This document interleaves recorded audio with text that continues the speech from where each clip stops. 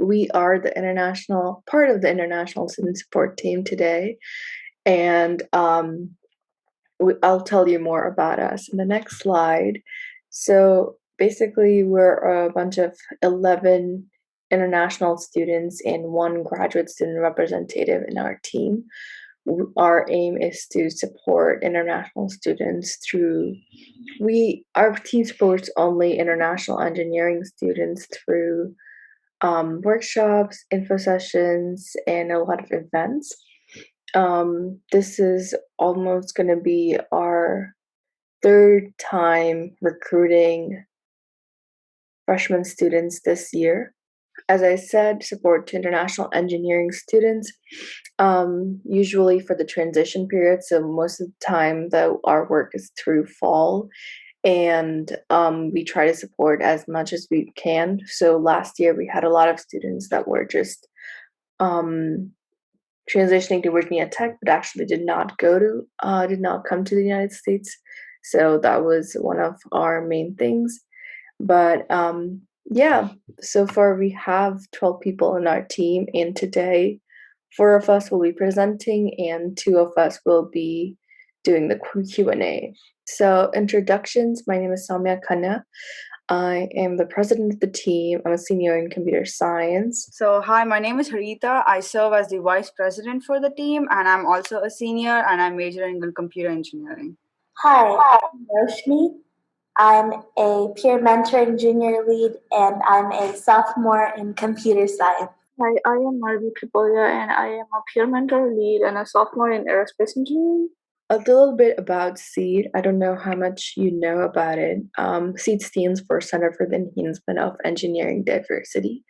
So CEED does a lot of retention programs, which we're going to talk about today, pre-college initiative, and a lot of diversity-related stuff. So our team falls under CEED in a very weird manner, but yeah, we're like a big and under the big umbrella organization, we're somewhere there. So you can read more about that in there. And then they've had 29 years of student support programs, which we are going to talk about today. Hypatia has been here for 20 years, which is the female engineering living learning community, and Galileo, which is the male one, for 16 years. So we will talk more about the two living learning communities under CEED. That is one of their biggest programs they have. One is Galileo and Hypatia, exactly like how Samya said. Galileo is for men in engineering and Hypatia is for women in engineering, and they both are living learning communities. So I would briefly talk about what a living learning community is first. So if you are a part of Hypatia or Galileo, you get to stay in one building, which is called Hogue Hall. I think everybody in this panel except 1 or 2 of us have lived in Hogue Hall at least at 1 year, because most of us have been part of the living learning community. And one advantage is that you live in a residence hall filled with engineers. So both Hypatia and Galileo members live in Hogue Hall. You are mandated, if you get into the living learning community, to live there for your first year, but you can live there for multiple years also, but a lot of students do not. Living beyond the first year requires leadership roles, which Roshni, I have been a part of. We have lived there for multiple years. So if you have any questions about that, drop by it. So now, why do we have these living learning communities? So it's basically just to help students transition from high school to college and from college to career, and also make this really, really large university feel more like home. We have a very tight-knit community. We have activities for engineers, exactly like how it reads, professional development activities as an engineer, with topics focused on diversity. We do like academic activities, social activities, just so you can feel more like home in the community, and also like engage with all the other fellow engineers, which is like around 900 folks in the residence hall. It's a huge, it's a big space to talk about. So as Soumya mentioned, one of the biggest impacts CEED or like the living learning communities have is the retention in engineering from first year to second year, and then also the cumulative GPAs. So Hypatia members who take part in the CEED programs, basically students who take part in the Hypatia programs, they have almost 99% of them retained from their first year to their second year in the College of Engineering, and Galileo is about 98% of the students do end up going back to engineering. engineering. And if a student is not a part of any of the CEED participations, that is like they have no control group, they basically the percentage of students retaining is like 96%, which is slightly lower than Hypatia and Galileo. Also, the cumulative GPA for folks who are part of the learning communities is considerably higher than folks who are not a part of the CEED participation. So Hypatia stands at an average of 3.34 GPA, and Galileo stands at a 3.36. But if you're not a part of the control group, you stand somewhere at like a 3.13. So as I said, that they will all, so like we have around 900 folks living in Hogue Hall, and we basically have male students and female students. This is how they categorize it. So pretty much we have about 350 men in engineering who live there and about 300 women in engineering. If we have enough applications in Hypatia to make that number more equal, we definitely try to have the equal number of men and women. Other than the first year students, you will also have upper class leaders who are sophomores, juniors, sometimes even seniors. I know folks who still live in Hogue who are seniors. They also live. So that number is 53 for the Galileo and 61 for Hypatia. So how are the floors divided? So the half of third and fourth floor is occupied by Galileo, and then fifth, sixth, and seventh is also Galileo. And for Hypatia, which is basically the women in engineering, it's the ground floor, the first floor, and the second floor. So all of them are occupied by Hypatia, and then the rest half of the third floor and the rest half of the fourth floor is occupied by Hypatia. So it's basically 1, 2, and 3 are all female. Oh, sorry, ground 1, 2 are all female, 3 and 4 are co-ed, 5, 6, and 7 are all male. It's like pretty simple, but then it's like 8 floors, around 900 students. So basically, if you end up enrolling in the Hypatia Galileo program as a first year student, these are all like, this is basically the skeleton structure of what your first year would look like.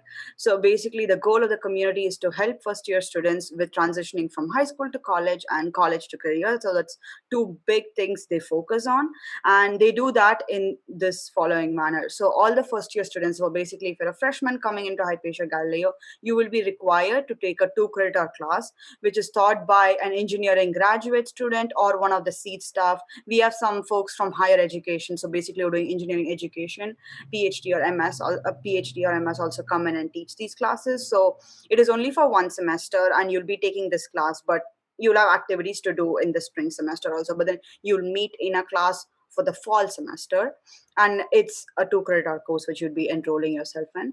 And apart from that, you will be assigned an upper class mentor. So as soon as you get into the living learning community program, it's an expectation you'll be assigned a mentor who will be reaching out to you over the summer, sometime in late July, early August, and you will meet with them. You have your own mentor group who you'll be meeting with for the first 10 weeks of the fall semester. I have served as a mentor. Roshni, have you served as a mentor? Yes, you're nodding her head. So Yeah, we I have have. folks. So we have folks who have served as mentors. So if you want to know how that works, also let us know. We can definitely go into like what the mentoring process looks like and things like that, like how you'd be meeting into the group.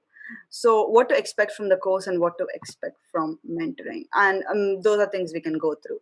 So now if you do decide to stay back, so I'm like Roshni stayed back, I stayed back, Samya stayed back. So if you do decide to stay back for another year, you love the experience, stayed back. So all of our upper class leaders serve in a committee, and we have, I think, 9, 1, 2, 3, 4, 5, 6, 7, 8, 9, 10 committees. I did not have that on top of my head, but we have 10 committees which you can be a part of, and you take a 1-credit hour leadership course, and this is for your second year. So basically a sophomore year, this will be happening. And apart from being a committee member, you can also apply to be a mentor. So after you finished your first year, you like your experience, or even if you do not like your experience and you wanted to give other students a better experience, you can apply to be a mentor. It is an interview process, and not everybody is selected, but it's something which is a great leadership skill to develop, and also you definitely get to interact with a lot of folks. So in your second year, if you do end up applying for a committee member and a mentor, you will be asked to live in the community. So basically you will be living in Hogue Hall a second year. So that is also a requirement. But in your third and your fourth year, you can take up another role, being a part of the leadership team, which they call GLT.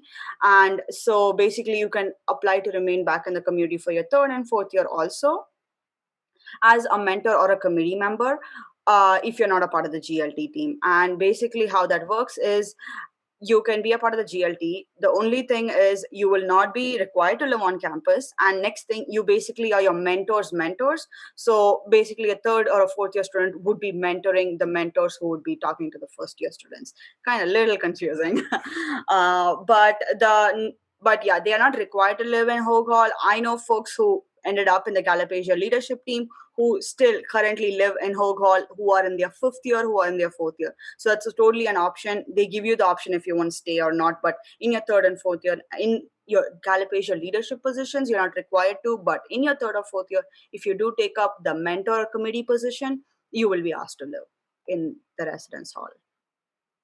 So now that we have spoken about all about this engineering dorm, this is, I think, by far the most exciting part of the dorm. There is Studio 1 and Studio 2 in the second floor of Hogue Hall, formerly known as Lee Hall. That's how it was when we all were in our freshman year.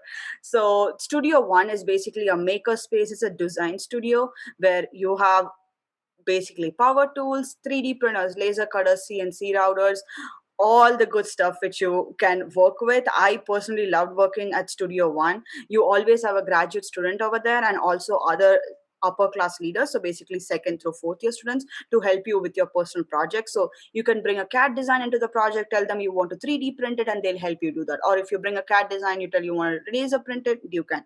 If you do not know how to do it, they put events up for you to engage with them also and use the stuff. So you can basically, it's a maker space. It's a great space to, like, just interact and learn a lot of engineering tools.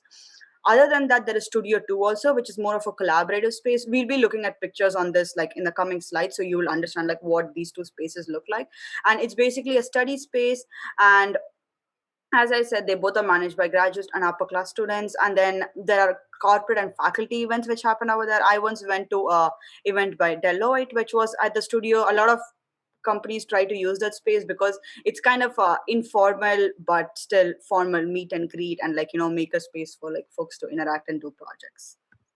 This is our studio, and it's very beautiful. There are lots of different trainings that take place here, so you can use the different machines to create stuff. Like you can create stuff out of wood, you can do laser cutting. There's so many different opportunities here. These are people using the studio. There's another studio in the top left photo. You can see there are desks there, so you can kind of gather with your friends if you want to study. And yeah, you can do a lot of cool stuff. The Invent Studio has a lot of different design competitions that you can take part in, such as a rocketry team. There's also a NASA Micro G Next competition, and there are going to be more in the works for next year. So be on the lookout. Let's tour Hogue Hall. So this is a video of Hogue Hall that's super helpful. Hogue Hall, formerly known as Lee Hall, is an 8th floor co-ed residence hall located on Washington Street Southwest. It is home to over 800 students in Galileo and Hypatia engineering learning communities. Right in front of the building, on the campus-facing side, there are recreational facilities for students to use at any time. Hogue Hall is a close walk to Castle Coliseum, Schiffer Health Center, Lane Stadium, and most dining halls on the campus side. There are 4 main entrances to this building. 2 can be found facing Washington Street, and another 2 towards campus. To enter the building, a valid Hokie passport is required to swipe to open the door. Amenities such as laundry rooms can be found on the ground and first floor. To do laundry, the Hokie passport is swiped to pay for the machine used, or coins can be inserted into a specific machine for operation. Vending machines can be found on both sides of the first floor and are available to use 24/7. And water refill stations are available on all floors and sides. All entrances, elevators, and other various locations throughout the building have hand sanitizer dispensers and reminders to practice safe social distancing. Walking through Hogue Hall, Students can find many locations inside the study, such as private study lounges on each floor. Here, students can work on homework assignments or study together at any time while following safety procedures such as wearing masks and social distancing. Our hall features Studios 1 and 2, or Invent Studios, which are exclusive to the Galapagos community. Here, students can learn to use laser cutters, 3D printers, and many other tools.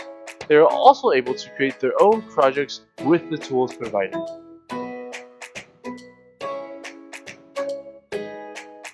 Another feature of Hogue Hall is a newly renovated study and activity space known as the second floor lounge.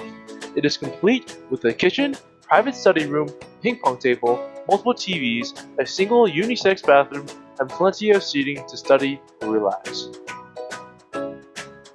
Student rooms are accessed through scanning the Hogue passport at the door and entering a personal PIN code. Each room is furnished with 2 beds, 2 desks, 2 chairs, 2 closets, and 2 dressers. There is also a sink and mirror with a medicine cabinet. There is plenty of room for personal customization and decoration of the room and its layout.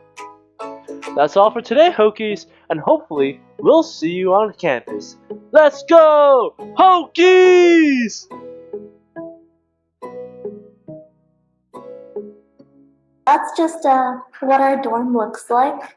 And then there are some nice photos of the building on the Galapagos website that we can show you right now. Yeah, so this is what our dorm looks like. You can have various setups, but one of the setups is a bunk bed where you have 2 beds, and then you have a dresser, you have a sink. Then this is our second floor lounge setup. So there are lots of desks and there's this kitchen, which is nice. And yeah, it's a nice space. With COVID, the capacity was lowered in the lounges, but when we're back in person, they'll probably increase the capacity back up. Yeah. So those are the lounges. And then this is the studio, as you've seen already, but here are some more nice photos. The studio also has a lot of tools, and if you need something that most people may not have, like a hammer or a mallet or super glue, the studio has it. They even have like arts and crafts and all these different things that you can do. So yeah, those are some photos. And then the application process to get into these living learning communities begin in late January and proceed up to and through May 1st, or until the communities are full. Decisions are made on a rolling basis. We review a new set of applications every Monday and return decisions to those applicants by the following week. You just have to write a short essay and answer like 2 questions. Super easy. Applications are reviewed by community, faculty, and staff, and current upper class community members. The only living learning community you can apply to before you accept your admissions offer is these Galileo and Hypatia communities. And if you apply via this method, please do not apply via the StarRes website before you hear back from us on whether you got accepted. We also encourage you to look over the following information before you apply from these links, because they will help your essay and help you stand out to be a great applicant that we can select to join our community. So let's talk about peer mentoring. And so in case you miss the application deadline for Galapatia, or you do not get into like Galileo or Hypatia, you can apply for CEED peer mentoring, and you can apply it, I guess, till first week or second week, even after the semester starts. So it is like a pretty good timeline where you can apply for that.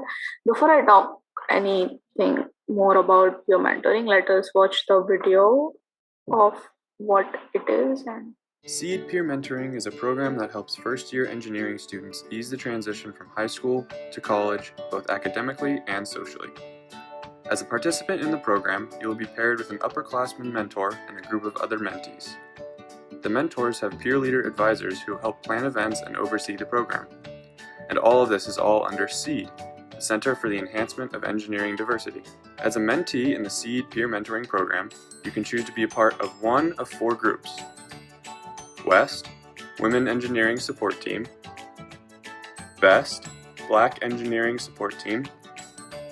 Ahora, Academic Hispanic Outreach Alliance. Or Guest, General Undergraduate Engineering Support Team. Throughout the program, we will introduce you to engineering organizations on campus at the beginning of the semester, prepare you for the Engineering Expo, Virginia Tech's Engineering Career Fair, with the help of our corporate sponsors. We will help you edit your resume, perfect your elevator speech, and gain confidence to talk to recruiters. We will also introduce you to the various engineering majors at Virginia Tech to help you find the best fit. On top of that, mentors will help you with developing study habits and note-taking skills, finding resources on campus for developing professionally and maintaining physical and mental health, networking with professors and other students, exploring what the New River Valley has to offer, like hiking trails and the Blacksburg Farmers Market, but most importantly, developing friendships and finding your home at Virginia Tech. I've been a part of the CEED Peer Mentoring Program for all 4 years of my undergraduate career, and it's been one of the most valuable experiences that I've had at Virginia Tech. We're constantly changing the program to improve it for both the mentees and the mentors, and we really just want to make sure that everyone who's a part of the CEED family is going to thrive at Virginia Tech. So if you're having any doubts about whether you should join the program, I would highly encourage you to do so. All of our mentors care so deeply about their mentees, and we really just want to make sure that you will succeed at Virginia Tech, especially during your first year. So we really hope that you join us in the fall. there are some undergrad student leaders and with a graduate student, and then we have about 100 of peer mentees in this program. As you show in the video that we have 4 teams: Ahora, Best, West, and Guest. I was a part of West team, which is women in engineering support teams. It was super fun. We used to have a weekly meeting, and it depends on your mentor. Well, it's a 10-week program. As I said, we have 1 weekly meeting, and we get 2 free meals, and it's a really good thing. Like, we get it at a good restaurant. And so in weekly meeting, we meet at different locations on campus, like we meet at Duck Pond or Horticulture Garden. It literally depends on your mentor, and like your previous meeting, you can decide where you want to go. So you can see there are people going for pouring. And yeah, so per mentor, it is about like 8 mentees. It is a pretty small group, and you can be friends. Like, I'm not in contact of many people, but I'm in contact of 1 or 2 people from my team, and it was great meeting them. CEED Peer Mentoring Program has 3 main events, that is Osho, Expo Prep, and Major Scope. Osho is basically like I would say mini version of Fest, wherein design teams and engineering organization comes and they talk about what their team does, and like if you want to join them, how can you apply and where can you apply. So you see the second picture here is from Osho, and the first picture is from Expo Prep. It is probably in the starting of the semester, so that you can also get your resume reviewed before Expo. That's what I remember about Expo Prep. And the Major Scope is basically the event wherein your mentors will talk about their major, and it is mostly hold at the like until I remember it's mostly hold at the end of the semester, because like at that time you'll be choosing from general engineering to like different engineering, ocean or mining engineering. So we have mentors in different majors. You can see the graph here. Okay, these are some pictures from weekly meeting. As you can see that all of them are at different places. So it basically like literally depends on your mentor and you, like where do you want to go and what are you guys passionate about. Like I can see one of them went for hiking, other ones are till field or some other field. And the plain picture is I guess from Osho, because it's like that's like around Goodwin Hall, and where they talk about their design team, I guess. These are some more pictures from weekly meeting, and yeah, you can see I guess this is a DPDO where we got the female, like one of the two females, and yeah. So, what are the benefits of the program? As I said, you will have great team, and you can like your you can like your mentor can help you with a lot of stuff. Like when I came here, she was the only one I knew, and she helped me with like academic part, and if I cannot get like any other, like I had my housing issues, she helped me with that too. And you can also you know you have expo prep, so it helps you professionally. And yeah, so I would say it helps you professionally and personally. Okay, how can you sign up for this program? You will get the email about it, and you can also sign up from this website. And yeah, we'll waiting for you for 2021. So if you have any questions about the program or experiences, basically anything you want to know, let us know and we'll try to answer them. Yeah, thank you for coming. But I will leave our contact over here, so while you can follow us on Instagram and contact us even later, I will have the Q&A pulled out.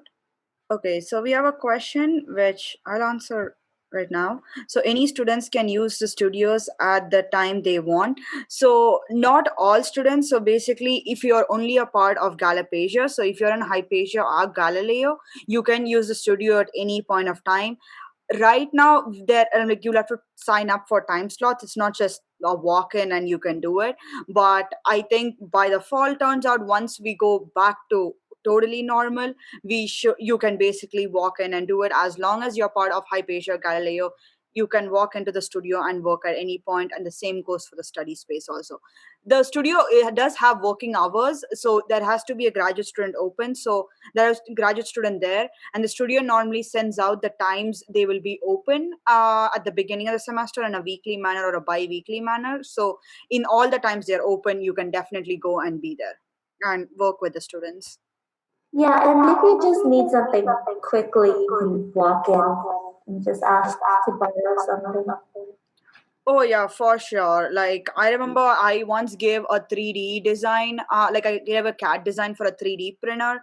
And then like I just like walked in to check, hey, is my thing ready? And then they were like, it's like right now printing. So if it's currently printing, they let you like take videos of it going on and things like that. But they normally like tell you to come back. So that because 3D printing takes a good amount of time and there is a queue, so that's why like you cannot like readily make it. You cannot just walk in, do it, and come out. They mostly make you submit online, so you do not like just stay there. But yeah, but it's a great space to work with, and I personally know the graduate student and like a couple of upperclassmen who work there, and they are really awesome people. We have another question. Just to be clear, you can be a part of Hypatia for 2 years, or how does that work? Yes, you can be a part of Hypatia for 2 years. I've been a part of Hypatia for all my 4 years. So you can definitely be a part of Hypatia for multiple years. So how this works is that you will have to be a freshman in Hypatia. So you will come into the program as a freshman in the Hypatia Living Learning community, go through your first year. At the end of your first semester, you will get an application. It's normally Deanna Khate who will send out an email stating, if you wish to stay back in the community, you can apply to these leadership positions. It's a committee member and a mentor. So you will have to be a committee member to be a mentor, and she'll go into the details about all that. But if you want to wish to stay back, there is an application that will open up at the end of your first semester, which you can apply. And it's an interview process to be a mentor, it's an application process to be a committee member. If you get accepted, you get to stay back for a second year. I stayed back, Roshni stayed back, and then I stayed back for even longer. I know folks who do that, some people do not, so it's totally up to you. But you can definitely stay in Hypatia for 2 years or even longer. And it's an application process after the first year to be in a leadership role and continue to serving in the community. So yeah, that is how you stay back in Hypatia. But if you have any more questions about that, also let us know. So we have a question. Is it common to get rejected by the Galapagos program? So it is. I'm not going to tell everybody gets accepted into the program. There is definitely a selection process, but the one piece of advice I can give, and everybody who has applied to Galapagos can go ahead and give their piece of advice also, but definitely write your essays. Like, do not just write a single line on your essay and turn it in. I have looked at applications, so I'm telling you, we actually get applications like that, and that's mostly the ones we try, to not give them a space in Galapagos, or we tell them to apply again, because we ask you to write the essay for a reason. So I think if you put an honest effort into writing your application, or like writing your 2 essays, you have a very good chance of getting in. And as long as the program is open, Galileo definitely tends to fill up a lot quicker than Hypatia. So if you're in Galileo, apply like as soon as possible. In 2 weeks time maximum, you'll hear back about the program. Hypatia, also definitely apply as soon as possible. But one piece of advice I can give you is, please write the essays earnestly and honestly, and it's not so hard to get in then. Otherwise it would be. Roshni, Soumya, do you guys have any advice? Definitely, since we're having this conversation now, Galileo people should definitely apply before April 15th, because that's when we expect Galileo to be full. And that's when the whole process becomes super difficult. So make sure to do that. And as Harita said, they know more about application essays and everything. So I'll take her word on it. For Hypatia, we go on until early June, mid-June. That's the time where Hypatia fills up, and they also try to see if the community fills up or not, and then they extend more Galileo people. So make sure to do both. If you are in Hypatia now, then it is a perfectly good time to do it. Just don't wait around for it either. But yeah, definitely helps to know a person from Galapagos before and see what the community is like. I mean, you've attended the info session, so you know more than I did, and I think you're off to a good start. But let us know if you have any specific questions about the application too. Yeah, I agree with Harita and Soumya. And just to add on to that, don't worry about it too much, because if you write your essay and you genuinely want to be part of the living learning community, we will most likely accept you. We love accepting everyone, a wide variety of people, and yeah, we're excited that you want to join us. So thank you. Just one quick note I would add to writing: when you're writing your application essay, definitely tell what a community means to you and why you want to be a part of this community.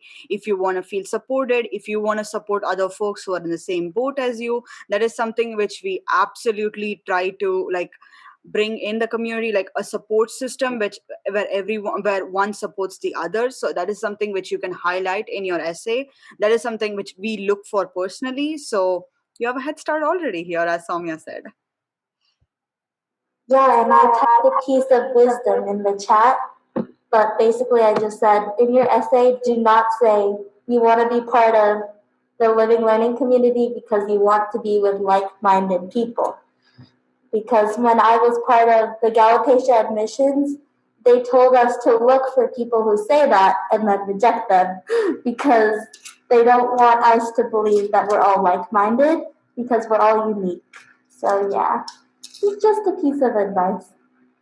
I would go and ask folks who have been in Galapasia to share what their experience has been, a high and a low, something I know like most of us over here, as I said, stayed back for more than 1 year. So why did you guys choose to, or something like that?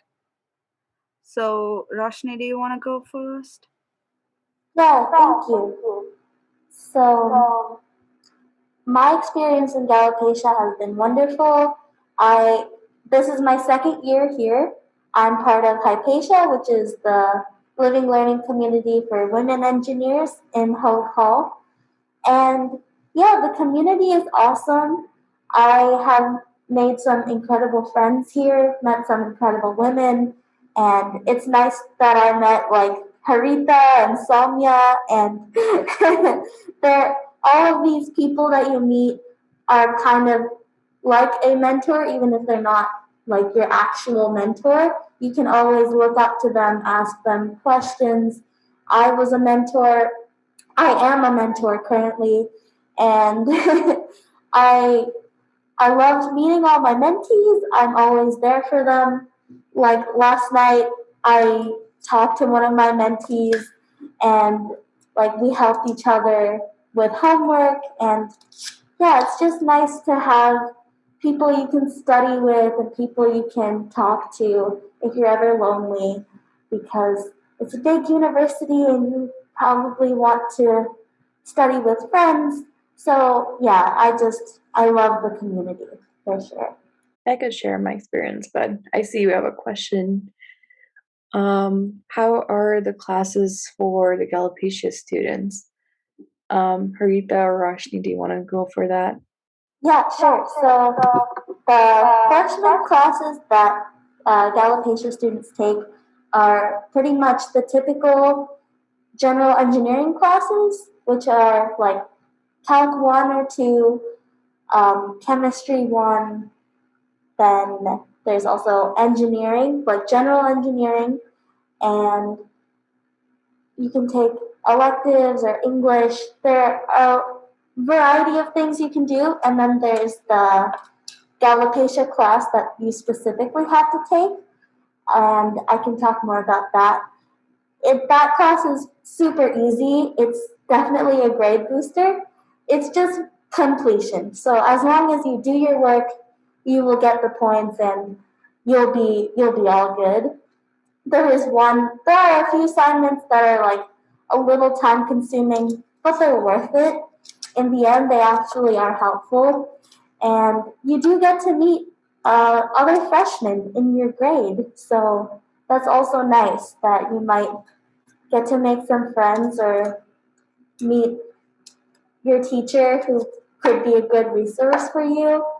And yeah, in general, the classes are a little bit challenging, but Galopecia is a good support system. We have an academic committee that hosts review sessions for chemistry or physics and calc, and there are lots of different ways you can study with each other. And yeah, so the classes are not easy, but they're not unreasonable. You could definitely pass and do well and thrive. I'll agree with a lot of things Roshni said. Definitely, I think for Galapasia students, at least one of the big things that they can rely on is like their mentors and other students. So when I was in my freshman year and I had Calc 1 troubles, I had a whiteboard outside my room and I would literally write on that whiteboard, anybody can help me on Calc 1 and like so and so homework. And most of the homeworks remain common across the classes. So like there used to be people who'd show up at my door to help me with my Calc 1's homework. So I didn't even have to leave my room. So that is, I think, one of the biggest benefits of being in Galapasia. Like you get a lot of support because you live with upperclassmen. There are other folks taking the same class as you. You can form study groups and things like that. So that is about like classes and help. So basically, I think in Galapasia, you're at a better age seeking help. It's much more easier because you all live together, spend time together, attend events together, and things like that. The Galapasia class specifically, which you have to take, which is a 2 credit hour class taught by the seat staff or a graduate student. As Roshni said, it is pretty simple. I'm like, it is pretty easy. I'm like, as long as I say, like, put earnest, honest effort and work into it, it's not so hard to fail in that class. It's pretty much a great booster. A lot, like at least my freshman year, I grumbled doing some of my assignments because they were so long. I didn't want to take, like, I did not want to spend my weekend doing it. But it's so funny that I still use some of the assignments that they gave in my Hypatia class. Like, they help you set up a Google Calendar. I'm a fanatic. Like right now, all I do is on my Google Calendar. Like, it's a problem I have. So I think a lot of skills they teach you in your Galapagos class your freshman year, it might seem kind of meaningless at that time, but definitely from my experience, I know Samya still uses some of her assignments too. I can definitely tell you will end up using quite a number of them all through your 4 years in engineering. So that is, I think, one of the biggest takeaways I had from that class. Like, I did not think I would use any of them, and then and then they give you softwares also. They give you like things to like grade your classes. Very helpful. So I think I've had a great time in my Galapagos class, and also it's just like how much you can extrapolate it to just your engineering course itself, and just not just it does not just stay with one semester. Does the tuition change when going to Galapagos?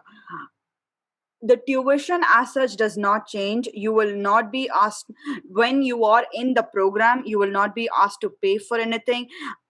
I want to say there is an additional $50 or $100 at the beginning, like when your when your tuition bill is generated for the semester, they do add that additional 50 or $100. I'm not sure about the amount. It was slightly different when I was my freshman year It's also. 50.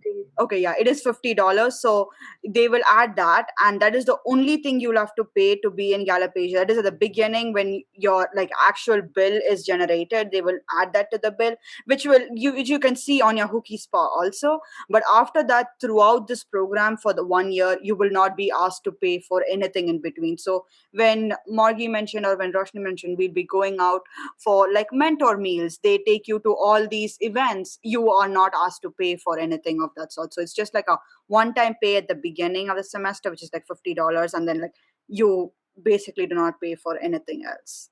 Yeah, and just to add, just to clarify, it's $50 per semester. But yeah. So yeah, you would be paying $50 in the fall and $50 in the spring. But yeah, it's pretty much that's all you will be paying. So there's nothing additional from that goes on or anything of that sort. It's all usually taken for the shirts you get from Galapatia and a lot of other things that they do in the building. So they take like a surcharge fee in the start of every semester, and it's pretty worth it. So don't worry about that. You get a lot of things for free. Yeah, you get so much for free. Oh my god. Like, if you want to do anything in the invent studio, you basically do not pay for the supplies over there. So you can literally just walk and tell what your project is, and they would do it. You can do it with the upper class leaders. Also, like, there are events which the invent studio hosts, and you do not pay for any of the supplies or materials, starting from paint, glue to wood, anything of that sort. And as Samya said, I'm like, everybody in your freshman year will get a t-shirt. You'll get a mug where you can have slushies in. You'll also get a spoon which changes color when in different temperatures. I think that is by far like the only plastic spoon I still have, because it's just a fond memory I have from like my freshman year. So, somebody asked about how far is the closest dining hall. Ah, the good question. I think Hogue Hall is definitely none of the. It's best situated on campus because it is close to not one, not two, but three major dining halls. So it's like basically a 5-minute walk to Dietrich, where you have three dining halls inside it. So you have like the all you can eat buffet, you have a coffee shop, and then you also have something like a convenience store which is open up until, I do not know the time right now, but yeah, Midnight. yeah, up until midnight. So basically you have it's like you're a 5-minute walk to Dietrich, and you're also a 5-minute walk to Owens Hall. So those two are like 5 minutes, and then about 7 minutes of a walk you are at West End Market, which is really good. That is personally my favorite. So you are actually situated in the best place. Like, if there is rain, if there is snow, it's not so bad of a walk at all. You can literally get off the building, and in like 10 steps you'll be at a dining hall. Anybody else has something to add? I can go on and on about food. I would rather not. You covered it well, yeah. We're close to a lot of dining halls. You're good. Yeah, that is something I actually enjoyed because I was there for 2 years. I'm also a vegetarian, so I never had any issues finding vegetarian food of any sort just because of the options you have.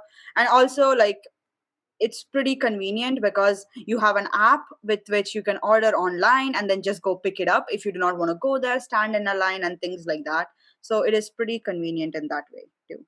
Feel free to send us an email at seed.intl@gmail.com or at outlook.com. Follow us on Instagram for more of our events. So we'd be putting on events. We'll be doing a live Instagram session if you want to pop in there to like ask questions, learn about us, and things like that also. So follow us on our Instagram, or like if you have any more questions that you do not if you want to reach out more personally, reach out on our email, and definitely one of us will get back to you on that.